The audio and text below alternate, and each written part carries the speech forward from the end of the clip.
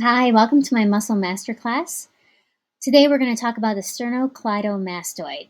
And on most people, you can see this muscle because it's the most superficial neck muscle, also the longest neck muscle.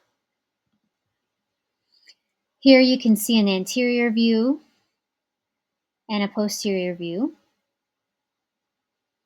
And I like to think of this muscle as kind of a two-headed monster because it does have two branches, which you kind of can see in this photo or this picture.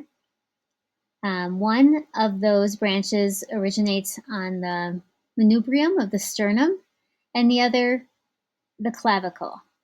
But both, as they go up the neck, become one and insert on that mastoid process and a little bit on that superior nuchal line of the occipitals.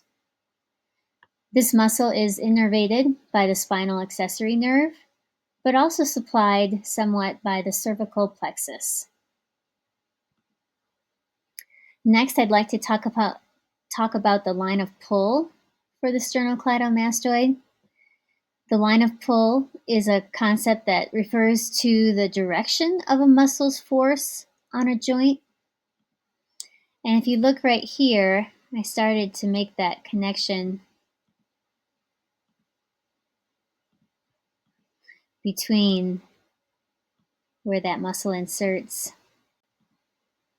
and where it originates. My line's a little bit off, but just remembering that it inserts here on that mastoid process, comes down here to the sternum and the clavicle. So if you think about someone, like it being a rubber band, that muscle, and if you could shorten it, which direction would it pull on the cervical spine and on the head? And we'll talk about that next in our motions. But before we move on, if you come over here, you can kind of see, I tried to show that the sternocleidomastoid laterally flexes the head and neck to the ipsilateral side, the same side. It, of course, can also flex the neck and head. And that makes sense when you think about that line of pull again.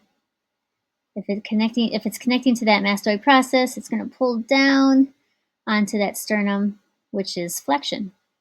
And then lastly, it will contralaterally rotate the head and neck. So once again, unilaterally, it will cause lateral flexion and rotate the head to the opposite side, and bilateral contraction, it will elevate the head and support inspiration. It will help you breathe. And lastly, an interesting fact that I mentioned actually before was that the sternocleidomastoid muscle is the most superficial muscle, and that is why you can feel the carotid artery pretty well in that spot. I hope you enjoyed the video, and I hope you learned something new that you didn't know before about this muscle.